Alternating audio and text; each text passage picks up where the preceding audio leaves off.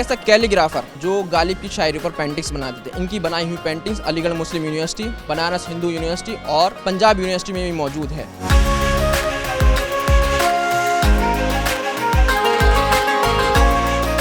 میرے ساتھ اسی موضوع پر بات چیت کرنے کے لیے موجود ہیں عالمی اردو ٹرسٹ کے بانی جناب عبدالرحمان صاحب. سر آپ کا DNN 24 میں بہت بہت استقبال. شکریہ, بہت شکریہ. سید صادقین احمد نقوی امروہہ سے تعلق رکھتے ہیں اور اس پہ آپ نے کتاب لکھی ہے, اس کے بارے میں جاننا چاہوں گا. یہ میں ایک سہ ماہی جریدہ عالمی جائزہ کے نام سے شائع کرتا ہوں. اس کا یہ خصوصی نمبر ہے جو صادقین پر ہے, اور اس کی غرض و غایت یہ ہے کہ صادقین جیسا کہ سب جانتے ہیں ایک بہت عظیم فنکار تھے, بہت بڑے خطاط, نقاش, مصور, اور بدقسمتی سے ان پر کوئی کام اردو میں کم از کم نہیں ہوا تھا آج تک, کیونکہ وہ تقسیم ہند کے وقت پاکستان چلے گئے تھے, وہیں رہے.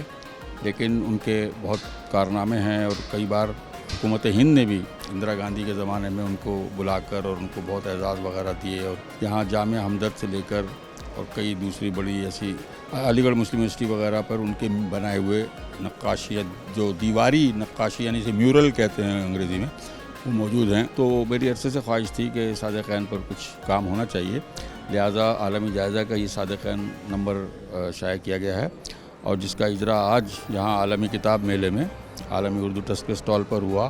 اور آج اس لیے بھی ہوا کہ آج 37ویں برسی ہے صادقین کی, اور ان کے کچھ رشتہ دار, ان کے دوست, ان کے مداح جو اس وقت پاکستان, انگلینڈ, امریکہ اور کینیڈا میں ہیں, وہ بڑے غور سے اس اجرا کو دیکھ رہے ہیں اور دیکھیں گے. سوشل میڈیا پر انتظار کر رہے ہیں کہ اس کے فوٹو وغیرہ آئیں, کہ ان سب کو یہ اطلاع ہو گئی تھی کہ صادقین پر خصوصی نمبر نکالا گیا ہے اور اس کا اجرا آج ہونا ہے. اگر دیکھا جائے تو صادقین کے بارے میں کہا جائے 18 سال کی عمر سے 400 سے زیادہ کویتائیں لکھیں, کس طرح دیکھتے ہیں؟ دیکھیے, سب سے پہلے ان کی خطاطی سامنے آئی تھی, اور انہوں نے ایک خطاطی کی ایک نئی طرز, اور اس میں ایک خاص نقطہ یہ ہے کہ جو عربی خطاطی ہے, یعنی جو اسٹائل ہے یہ خطاطی کا, یہ ریفلیکٹ ہوتا ہے اسلامی آرکیٹیکچر میں, اسلامی طرز تعمیر میں اس کا ریفلیکشن ہوتا ہے. تو یہ خطاطی, عام کیلیگرافی دوسری زبانوں کی کیلیگرافی سے بہت مختلف ہے, کیونکہ اس میں تعمیری پہلو اور تعمیری زاویے بھی موجود ہوتے ہیں. اور انہوں نے جس طرز کی بنیاد ڈالی تھی صادقین نے, اس کی نقل کرنا بہت مشکل ہے, اور اسی لیے ان کی طرز کو کوئی مکمل طور سے کوشش کرنے پر بھی اپنا نہیں سکا. یہی حال ان کی مصوری کا ہے. جس طریقے کی مصوری انہوں نے کی, اور خاص طور پر ان کی جو بہت مشہور پینٹنگز ہیں وہ پینٹنگز ہیں جو غالب کے اشعار کو انہوں نے مصور کیا, یعنی غالب کا شعر سن کر جو بھی اس کی تفہیم ان کے ذہن میں آئی یا انٹرپریٹیشن, اس کو انہوں نے ایک پینٹنگ کی شکل میں پیش کیا. وہ بہت اہم کام ان کا سمجھا جاتا ہے. کہہ سکتے ہیں ان کو کیلیگرافی کے ساتھ ساتھ شاعری میں مہارت حاصل تھی, اور میر تک کی میر سے کیا رشتہ ہے ان کا؟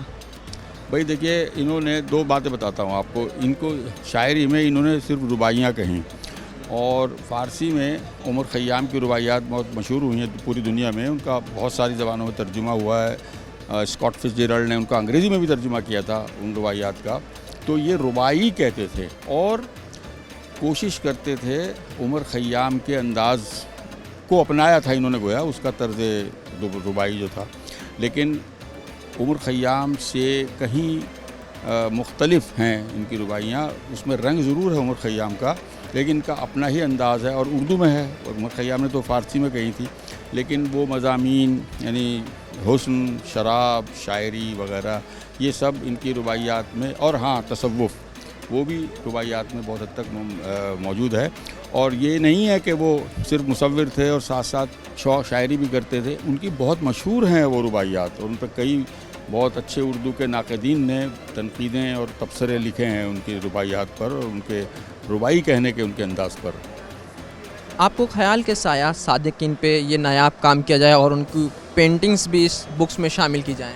بھائی دیکھیے, ایک تو یہ کہ صادقین پر جیسا کہ میں نے عرض کیا, اس پر کوئی کام اردو میں نہیں کیا گیا تھا ہندوستان میں.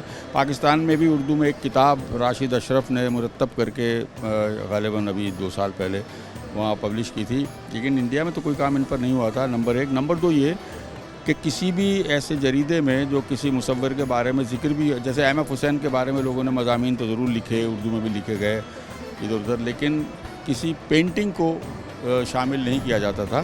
پینٹنگ کو کتاب میں شامل کرنا ویسے بھی بہت مشکل کام ہے اور مہنگا بھی ہے. تو میں نے غالب پر جو ان کی پینٹنگ، غالب کے اشعار پر اور غالب کے کچھ اشعار کی خطاطی جو انہوں نے کی ہے اپنی طرز تحریر میں لکھا ہے ان کو، اور ان اشعار کو بھی لکھا ہے جن اشعار پر پینٹنگز بنائی ہیں، ان سب کو میں نے اس میں شامل کر دیا ہے. اور یہ غالباً پہلی بار ہوا ہے کہ پینٹنگز شامل کی گئی ہوں ساتھ ساتھ تحریر کے ساتھ. اب ہم عالمی اردو ٹرسٹ کے لحاظ سے بات کریں تو بہتر ہوگا. اس کے پیچھے ایجاد کرنے کا مقصد کیا تھا؟ بھائی دیکھیے، عالمی اردو ٹرسٹ تو اردو زبان و ادب کے فروغ اور اس کی خدمت کے لیے بنایا گیا تھا، اور اس کے پیچھے دوسرا کوئی مقصد نہیں تھا. اور یہ پوری طرح سے سیلف فنڈڈ ہے، یعنی کسی سے ہم پیسہ نہیں لیتے، ہم اپنی جیب خاص سے اس پر پیسہ خرچ کر رہے ہیں پچھلے 25 سال سے. اور اسی لیے عالمی اردو ٹرسٹ کسی کا دست نگر نہیں ہے، اور اس کی معتبریت بھی بین الاقوامی سطح پر قائم ہے کہ بڑے خلوص سے اردو کا کام کیا جاتا ہے، نہ ستائش کی تمنا نہ صلے کی پرواہ. یہ ٹرسٹ کن کن مضامین پر بکس موجود ہیں اس ٹرسٹ پہ، اور کن کن مطلب کہہ سکتے ہیں نا، ہمارے پاس شاعری ہے، افسانہ ہے، کن کن مضامین پہ بکس ہوتی ہیں اور کس طرح فراہم کرتے ہیں؟ بھئی دیکھیے، جتنے بھی ادبی مضامین ہو سکتے ہیں، موضوعات ہو سکتے ہیں، ان سب پر کتابیں شائع کی ہیں عالمی اردو ٹرسٹ نے، اور سب سے زیادہ اس مقصد سے کی ہیں کہ بہت ارزاں قیمت پر وہ کتاب مارکیٹ میں جائے تاکہ لوگ اس کو خرید سکیں. مقصد یہ تھا کہ اردو کی قرت بڑھے، ریڈرشپ بڑھے. اردو کی ریڈرشپ بہت کم ہو گئی تھی. اگر اس سے بڑی ہے یا نہیں بڑی ہے میں نہیں کہہ سکتا، لیکن میرا بنیادی مقصد یہ ہے کہ اگر کم قیمت میں کتاب نظر آئے گی کسی اردو کے شائق کو تو وہ اس کو خرید لے گا. مہنگی کتاب خریدنا ذرا مشکل کام ہے، اور ایک یہ بھی وجہ تھی اردو کی ریڈرشپ کم ہونے کی. رحمان صاحب، اپنے خیالات ظاہر کرنے کے لیے اور قیمتی وقت دینے کے لیے بہت بہت شکریہ آپ کا. بہت شکریہ.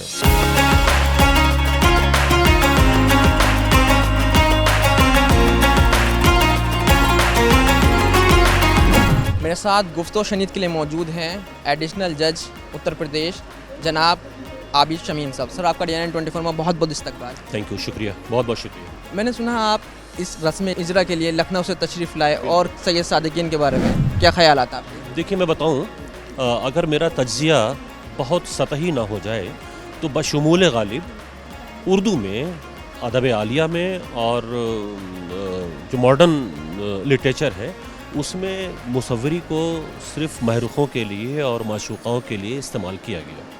سیکھے ہیں محروقوں کے لیے ہم مصوری، تقریب کچھ تو بہر ملاقات چاہیے. صادقین ان سے کافی حد تک جداگانہ حیثیت کے حامل ہیں، اور انہوں نے گونا گون طریقے سے اپنی مصوری کو استعمال کیا. جیسے ایک چابک دست مصور اور چابک دست شاعر گلدستہ معنی کو نئے رنگ سے باندھنے میں ماسٹر ہوتا ہے. کہہ سکتے ہیں آپ پیشے سے تو جج ہیں مگر دل سے ایک شاعر بھی ہیں، جس طرح سے آپ کا انداز لگ رہا ہے. تو آپ کو شاعری کا شوق کب سے ہوا، میں جانا؟ دیکھیے، ادب کا شوق ہوتا نہیں ہے، اس کی کوئی ڈیٹ آف برتھ نہیں ہوتی. مسئلہ یہ ہے کہ ادب یا قہقہا یا پھر زندہ دلی، یہ وہاں پایا جاتا ہے جہاں پر کامن سینس پایا جاتا ہے. مسئلہ یہ ہے اور ٹریجڈی یہ ہے کہ یہ کامن سینس بہت ریئر سینس ہے، بہت ان کامن سینس ہے. مسئلہ صرف اتنا ہی ہے.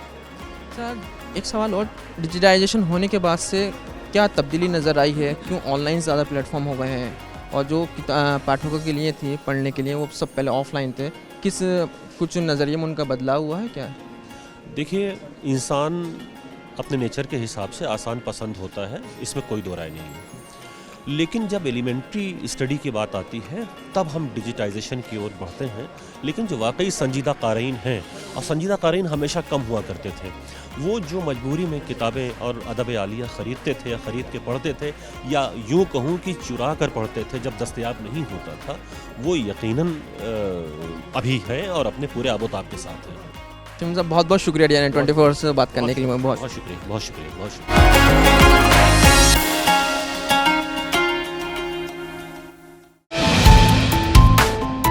جو ہے آپ کے آس پاس، آپ کے شہر کا خاص، وہ دکھائے گا آپ کو DNN24، آپ کا اپنا ڈیجیٹل نیوز نیٹ ورک. تو پھر کیجئے لائک، سبسکرائب اور فالو.